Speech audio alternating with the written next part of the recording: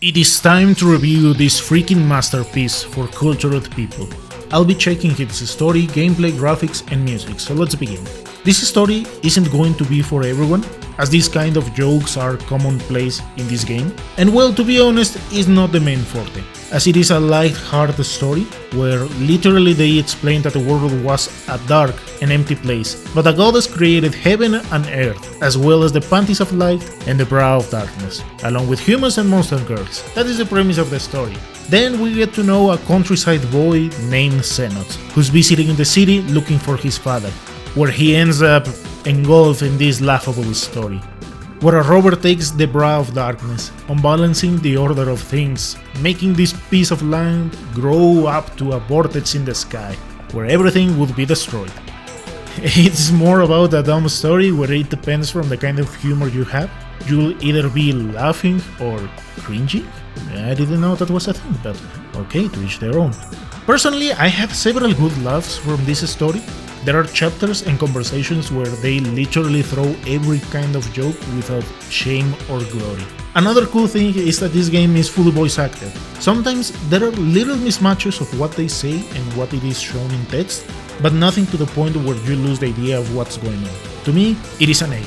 For its gameplay, we follow the classic mechanics of first-person dungeon crawlers, where we need to map out different areas and floors, and while doing it, we can find the different monster girls, and in order to release them from their curse, we have to fight them in these fights where we need to tear their clothes to make a rain of coins, and then proceed into this minigame where we need to rub specific areas. If you ever try it, just keep in mind that the controls are terrible for this minigame. I have several issues with the late monsters in the first dungeon, because you cannot press a specific area as it is meant to be. But there's a solution, just use the touch screen. That way it's literally way easier. That of course brings some other technical issues if you just want to play it in the TV, for example, because you'll have to go from handheld to dock several times. There are also some other minigames that cannot be completed with the TV alone. As other mechanics, once you have freed the different monster girls, you can add them to your party. Every character has a specific stats and roles. This also depends from, the panties you use on them. And well, you will have to change them to bring better stats. I've read that the game is classified as hard and grindy, but to be honest, once again, use a decent, good strategy, and there's no real need to grind. The real grind starts once the post content is reached, because there are some difficulty spikes where they literally can obliterate your whole team. In the normal story this can also happen, but it isn't as common as the post game. Here is where you'll have to find decent items to increase the stats of your characters, but as always, a solid strategy is all you're really going to need.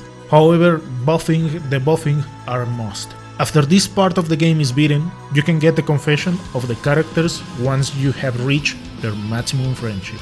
In reality, this is a simple first-person dungeon crawler. Mapping everything isn't that complicated, and a good chunk of the fights can be finished quite fast. This is what I would recommend to people that want to get into the dungeon crawlers, but find them kind of hard. You can also change difficulties whenever you want, so you can adjust it whenever you feel like things are going out of hand. To me, its gameplay, it's an 8. It's quite solid. The graphics of the game is where it could be improved, because there is a general lack of animations in the enemies of the game.